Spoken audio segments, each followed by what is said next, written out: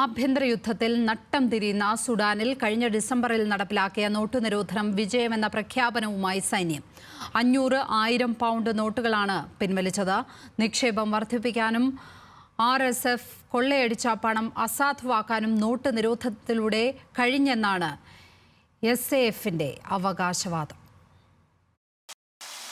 രാജ്യത്തെ bank അക്കൗണ്ടുകളില്ലാത്ത ഭൂരിപക്ഷത്തെ bank ഇടപാടുകളിലേക്ക് എത്തിക്കാനും നിക്ഷേപം വർദ്ധിപ്പിക്കാനും നോട്ട് നിരോധനത്തിലൂടെ കഴിഞ്ഞു എന്നാണ് സുഡാൻ സൈന്യം അവകാശപ്പെടുന്നത്. നിക്ഷേപം വർദ്ധിച്ചതോടെ ആഭ്യന്തര യുദ്ധത്തിൽ തകർന്നുകിടന്ന രാജ്യത്തെ സമ്പദ് വ്യവസ്ഥയ്ക്ക് പുത്തനുണർവുണ്ടായെന്നും സൈന്യത്തിന്റെ പ്രവർത്തനം ഊർജിതമായെന്നും ധനമന്ത്രി ജിബ്രിൽ ഇബ്രാഹിം പറയുന്നു. 2 വർഷത്തിനിടെ RSF കൊള്ളയടിച്ച പണം അസാധുവാക്കാൻ കഴിഞ്ഞെന്ന് SAF പറയുന്നു. പഴയ 500,000 പൗണ്ട് നോട്ടുകളാണ് ഡിസംബറിൽ സൈനിക സർക്കാർ പിൻവലിച്ചത്. പുതിയ നോട്ടുകൾ അച്ചടിച്ചത് റഷ്യയിലാണെന്നാണ് സുഡാനിലെ സെൻട്രൽ ബാങ്കിൽ നിന്നുള്ള റിപ്പോർട്ട്. അതേസമയം അർദ്ധസൈന്യമായ RSFന് കീഴിലുള്ള ഭൂരിഭാഗം സുഡാൻ ജനതയെയും സമ്പദ് വ്യവസ്ഥയിൽ നിന്ന് ഒഴിവാക്കിക്കൊണ്ടുള്ള നീക്കം കടുത്ത വിമർശനത്തിന് വഴിവെച്ചിട്ടുണ്ട്. രാജ്യത്തിന്റെ പകുതിയോളം വരുന്ന ദശലക്ഷക്കണക്കിന് ജനങ്ങളുടെ സമ്പാദ്യം ഉപയോഗശൂന്യമാക്കുന്ന തീരുമാനം വലിയ ആഘാതമുണ്ടാക്കുമെന്ന് വിമർശകർ പറയുന്നു.